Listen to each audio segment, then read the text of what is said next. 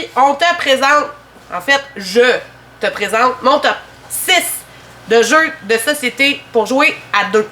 Je commence ça tout de suite avec un beau petit jeu qui s'appelle Ohanami, qui est un jeu de cartes. C'est un jeu de draft. Il va falloir qu'on réussisse à placer les cartes dans différents jardins pour être capable de faire le plus de points possible. Dans le fond, à chaque manche, il y a certaines cartes qui vont nous permettre de scorer. Super cool jeu, se joue de 2 à 4, fait que même si vous êtes plus que 2 pour la Saint-Valentin, vous pourrez le sortir quand même, mais se joue très très bien à 2. Autre coup de cœur pour moi, c'est Botanique. On reste dans l'esprit des fleurs. Donc dans Botanique, il va falloir qu'on place des tuiles sur son plateau, ben en fait son plateau devant soi. On va avoir chacun notre espace individuel où on va placer des tuiles. Ces tuiles-là vont devoir être capables d'arroser certains types de fleurs. Et là, dans le fond, on va faire des points selon comment on a placé nos tuiles. L'affaire cool avec ce jeu-là, c'est qu'il y a moyen de faire suer l'adversaire et de lui faire piger des tuiles qu'il ne voulait pas nécessairement avoir dans son jardin botanique. Ce qui fait qu'il va être pogné avec des tuiles qui rapporteront peut-être pas de points à la fin de la partie ou qui vont défaire son pattern qui avait déjà commencé. Bref, vraiment très cool jeu, se joue à 2 joueurs uniquement. C'est un 20-30 minutes, là, 40 tout au plus. Vraiment très cool. Deuxième coup de cœur. Ensuite, classique et classique. Seven Wonders Duel. Si tu n'as pas encore ça chez toi, ça te le prend. Surtout si tu joues à 2. C'est un super beau jeu. Si tu as aimé le Seven Wonders régulier, c'est très cool. Tu as certaines mécaniques qui sont retrouvées dans celui-là pour rappeler le Seven Wonders classique. Sinon, c'est pas grave. En fait, tu vas apprendre à jouer à Seven Wonders, puis c'est vraiment super cool. Prochain coup de cœur, c'est Aqualin. On reste dans une stratégie abstraite ici. Dans le fond, c'est un jeu de placement de tuiles où on va devoir placer soit les couleurs ensemble ou les animaux ensemble. Je m'explique, un joueur va devoir placer des couleurs pareilles ensemble et l'autre joueur va devoir placer les animaux pareils ensemble. Le but du jeu est donc de faire le plus de points possible et pour compter les points, dans le fond, c'est le nombre de tuiles pareilles qu'on va avoir ensemble qui vont déterminer combien de points on va faire. Il y a un super beau petit tableau dans les règles pour tout te montrer ça sans que tu aies besoin de rien retenir par cœur. C'est un jeu qui est magnifique, dure 20-30 minutes. Un autre petit jeu qu'on peut sortir quand les enfants sont couchés et qu'on est encore de même de notre journée. Ça va super bien, super vite, vraiment très cool.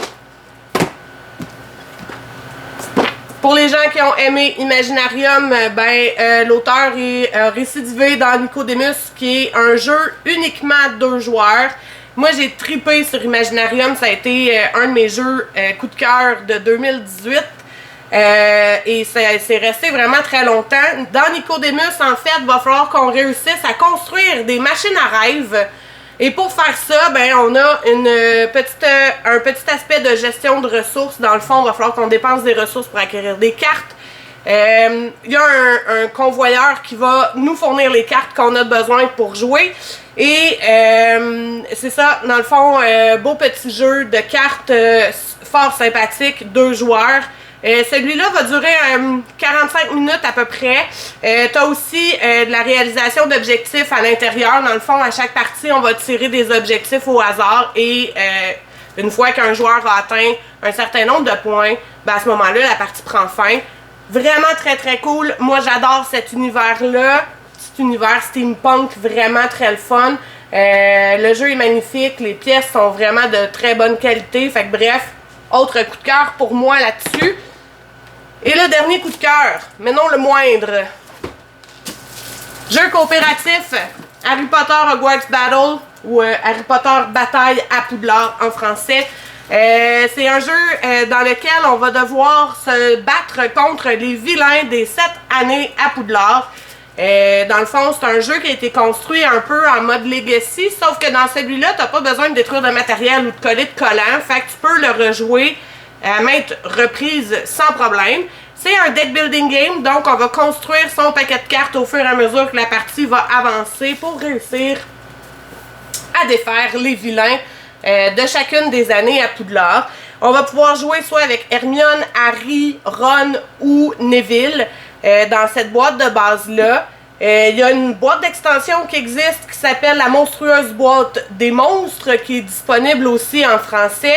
Dans cette boîte-là, dans le fond, on va avoir 4 aventures supplémentaires et l'option de jouer avec Luna, le personnage. Et c'est ça. Puis, ben, en anglais, il y a Charms and Potions qui existe déjà. En français, on attend la traduction avec impatience. C'était mon top 6 de jeux à jouer à 2 à la Saint-Valentin. J'espère que je vous ai donné des bonnes idées. Puis si vous en voulez plus, vous allez juste à venir nous voir en magasin ou à nous chatter ça sur Facebook. On va vous répondre sans problème. Sur ce, bonne fin de journée tout le monde!